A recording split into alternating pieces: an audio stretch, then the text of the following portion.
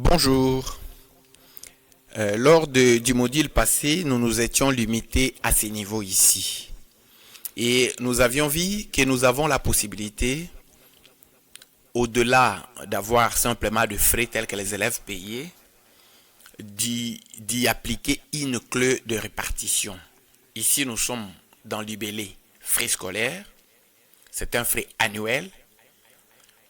Les élèves payent $300 pour les autres, 350 pour ceux de la maternelle.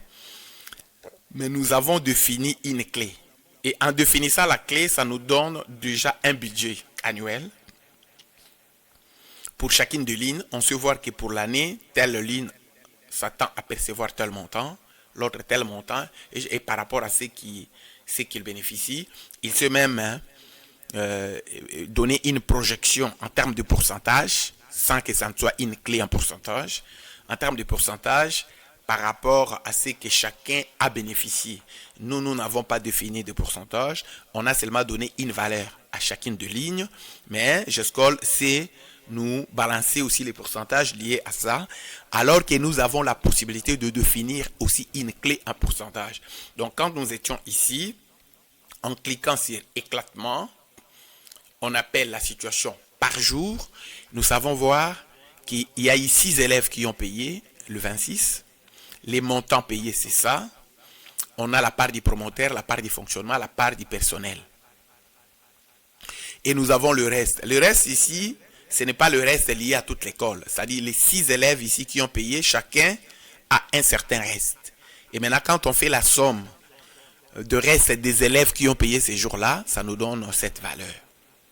Et si vous voulez voir les détails de cette date, il suffit de cliquer ici. Quand vous cliquez sur la ligne, GESCOL vous donne les détails de cette valeur. Parce qu'on voyait les totales payés, c'était 1595.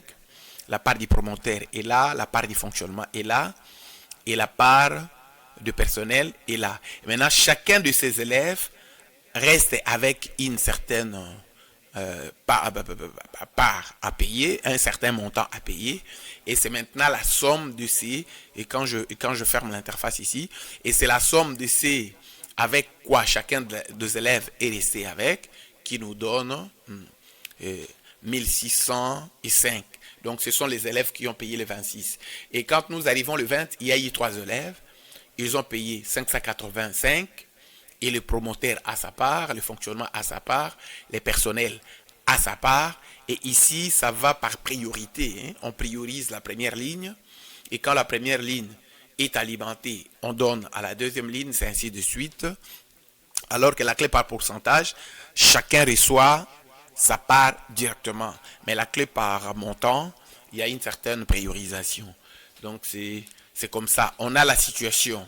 Pour une date, quand je clique, je sais voir les détails liés à la date. Quand je suis ici, il y a eu un paiement. Quand je viens ici, il y a eu 6 paiements. Et quand je monte ici, il y a eu 10 paiements. Donc c'est un peu ça, 10 paiements, mais pour 6 élèves. Ici, il y a eu 6 paiements, mais pour 3 élèves, parce qu'il y a d'autres élèves qui ont payé beaucoup d'argent, qui ont payé plus d'une fois la même journée. Surtout que ce ne sont que des simulations.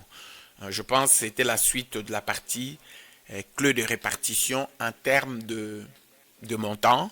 Et nous allons par la suite voir comment définir les lignes liées au pourcentage, éventuellement leur attribuer chacune son pourcentage et voir comment la situation sera éclatée. Merci.